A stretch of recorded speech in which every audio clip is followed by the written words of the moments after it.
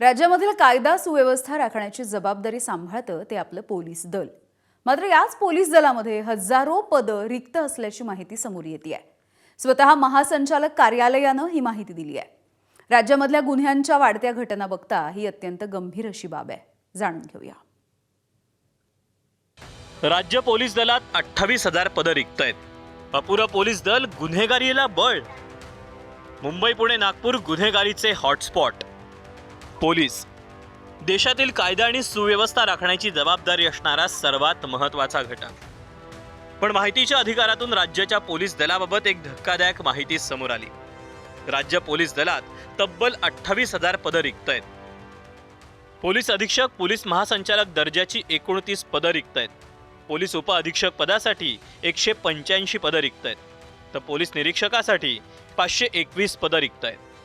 सहाय्यक पोलीस निरीक्षकाची 287 तर पोलीस उपनिरीक्षकाची 2878 पदं रिक्त आहेत। सहाय्यक पोलीस उपनिरीक्षक पदासाठी 1562 तर पोलीस हवालदार आणि शिपाई पदासाठी 23,272 पदं रिक्त आहेत। हे आकडे बघून तुम्ही चक्रावून गेला असाल, पण हे आकडे स्वतः महाराष्ट्राच्या पोलीस महासंचालक कार्यालयानं दिले आहेत। नॅशनल क्राईम ब्युरोच्या आकडेवारीनुसार राज्यात मुंबई, पुणे, नागपूर, नाशिक हे गुन्हेगारीचे हॉटस्पॉट आहेत।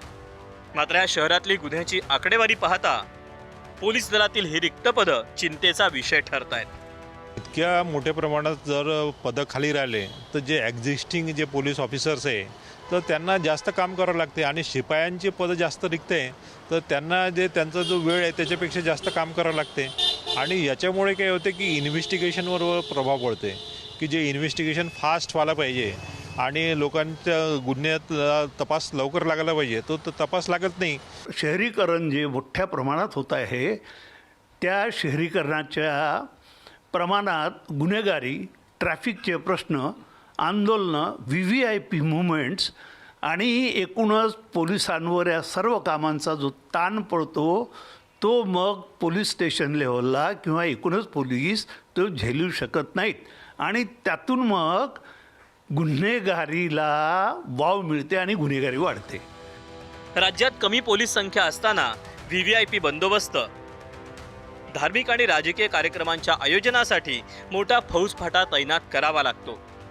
मात्र त्यासाठी पुरेसं पोलीस बळ उपलब्ध नाही ही वस्तुस्थिती आहे। राज्यातल्या या कमी पोलीस बळामुळे अनेक गोष्टीवर त्याचा परिणाम होतो।